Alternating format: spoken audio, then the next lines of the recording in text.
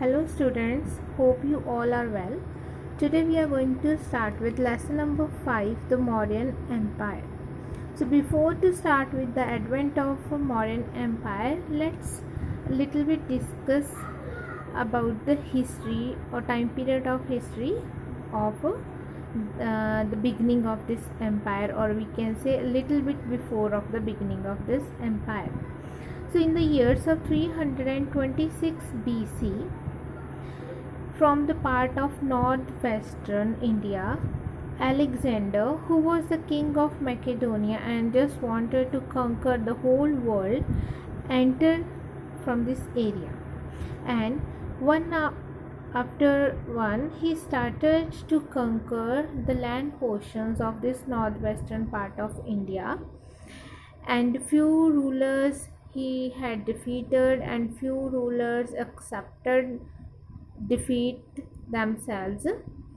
And during this time period there was a ruler, his name was King Porus, and he was is very brave ruler, and he fought with the Alexander, but he was wounded and taken as a prisoner by the soldiers of Alexander. But as he was very brave, he didn't beg for his life. He just said that Alexander should treat him like one ruler treated another ruler.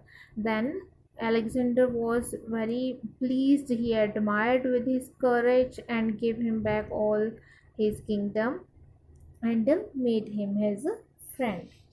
Then Alexander further moved towards the area of Beas, but when they were about to enter in the area of Beas, his soldiers refused, as they heard that the territory beyond Beas was ruled by the mighty Nanda emperor. As they were very powerful, their army was very powerful, it was not easy for the soldiers of Alexander to defeat them. Moreover, they were homesick. They don't want to fight more. They just want to move back to their motherland. So, as they refused, Alexander had to move back. And it was said that in the year of 325 BC, Alexander died at Babylonia. Now there was effects of Alexander's invasions in the northwestern part of India. So as he conquered many small kingdoms, it means that area was consolidated under one flag. Then routes of communication with the west and our Indian land portion was open now, and their trade was started between each other.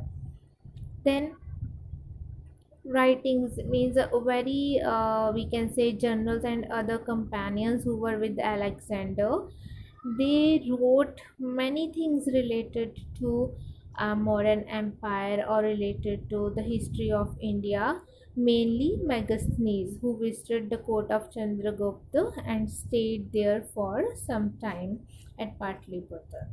Then many Greek, those who settled in northwestern region of India, it resulted that Indian art and culture and their art and culture, it was mixed. They interchanged their art, architecture and culture. Then Greek invasions, as I told you, many means small kingdoms who were there with their rulers, as rulers were defeated and that area was consolidated under one flag. So Greeks made that particular area and their rulers very weak. It was now easy for Chandragupta to defeat them. Now come to the main point, that is the sources to reconstruct the age of Mauryans. How we come to know about the Mauryans? There are some sources that with the help of those we can reconstruct what happened in that time period. So when we are talking about the sources to reconstruct, these sources are divided under two headings. First is literary sources, and another one is the archaeological sources. Let's start with the literary. Literary means the things that are written. uh, it could be written in the form of books, diaries, or something else. First of all, under our literary sources, it is Indica. Indica is written as INDICA as well as INDIKA. Both are right. So this book Indica is written by Megasthenes. And who was Megasthenes? He was the Greek ambassador to Patliputra in the court of Chandragupta Maurya. And as he stayed there, then he wrote down a book. Name was given Indica, and from that Indica we came to know about many parts of the time period of Chandragupta Maurya and Mauryan Empire. Mainly, first organization of the Mauryan army, then the administration of Patliputra, as Patliputra was the capital city of a modern empire. Then growth in the economy, especially in agriculture, and what were the customs, what type of religion was there, and it means we came to know about near about each and every aspects of the society, of the political setup, about the economy of Mauryans with the help of this book Indica. Then is Arthashastra. Arthashastra, this book is written by Chanakya, also known as Kautilya, and he was chief guide, guru, advisor of Chandragupta Maurya also. So this Kautilya or Kautilya and Chanakya, both names are of one person only.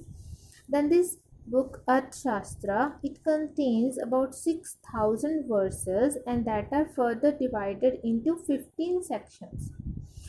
And mainly this book provides us about the art of administration of Mauryans.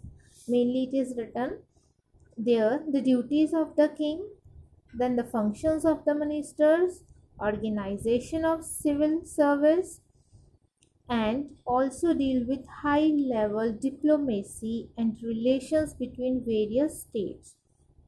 Diplomacy or diplomatic relations, we are talking about the relation of one country with another countries.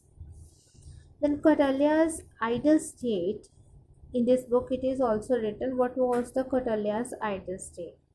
That state should provide relief to the poor, the orphans, the old, and the infirm.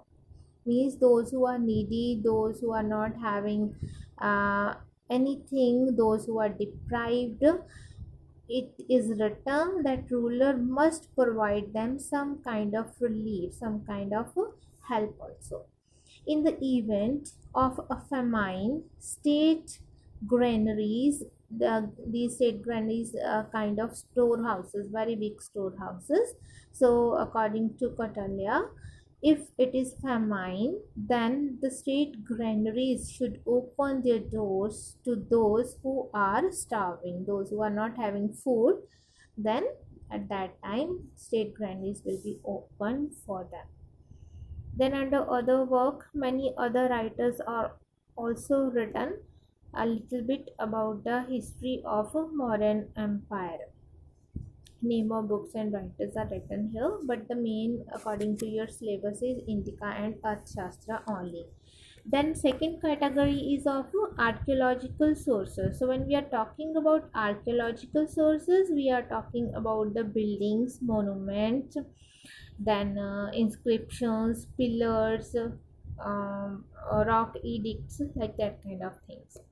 So let's start with first, that is Ashokan edicts. What is the meaning of this edict?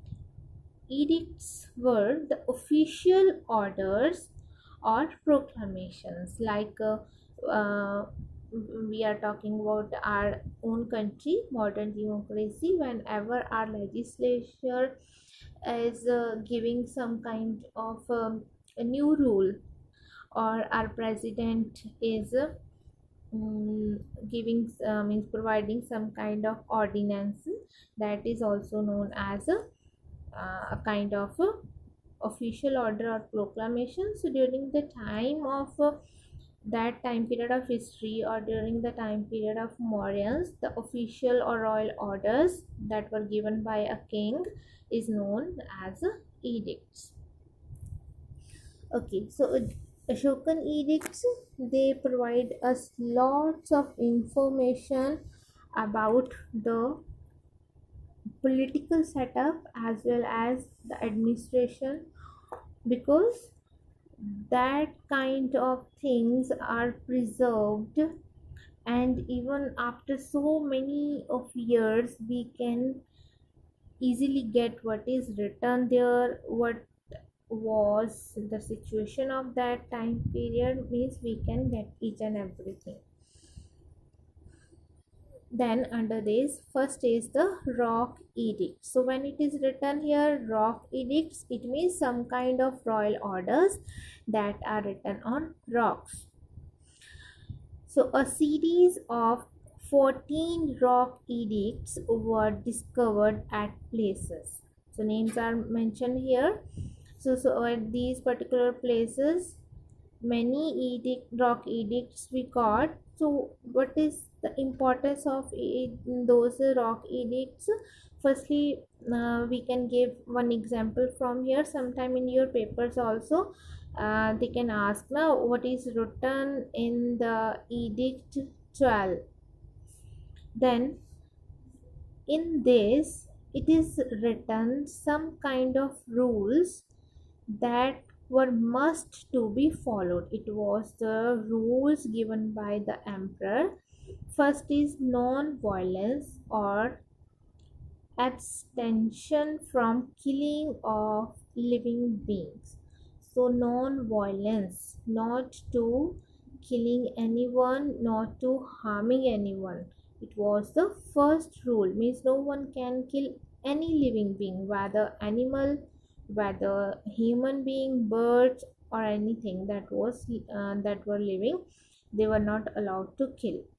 Then truthfulness, then obedience to parents and elders, like our social ethics are, so it were written there. Then respect towards teachers. So these kind of rules were written in rock edict 12. Name of place, sometime they can ask, then you can write down from here Shahbaz Gari.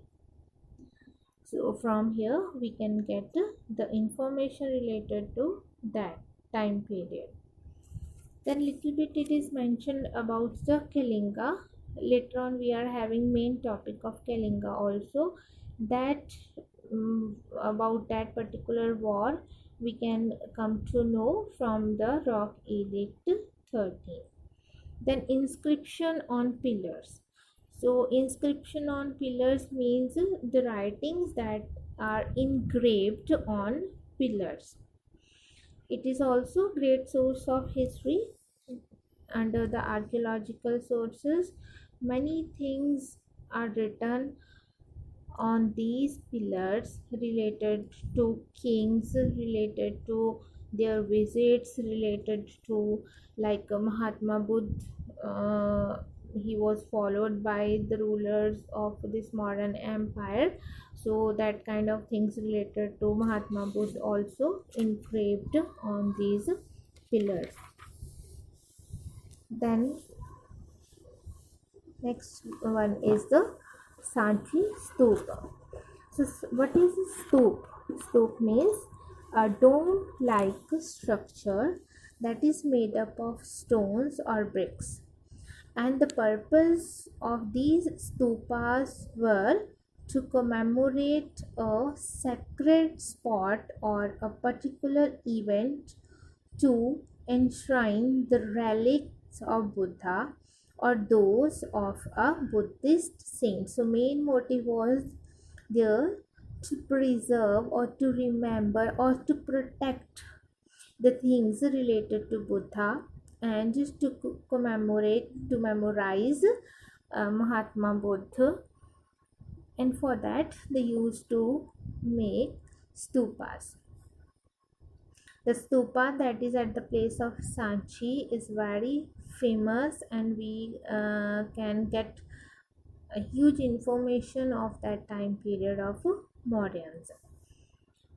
Okay, little bit more information is given here about the detail of this stupa, means the building of this stupa.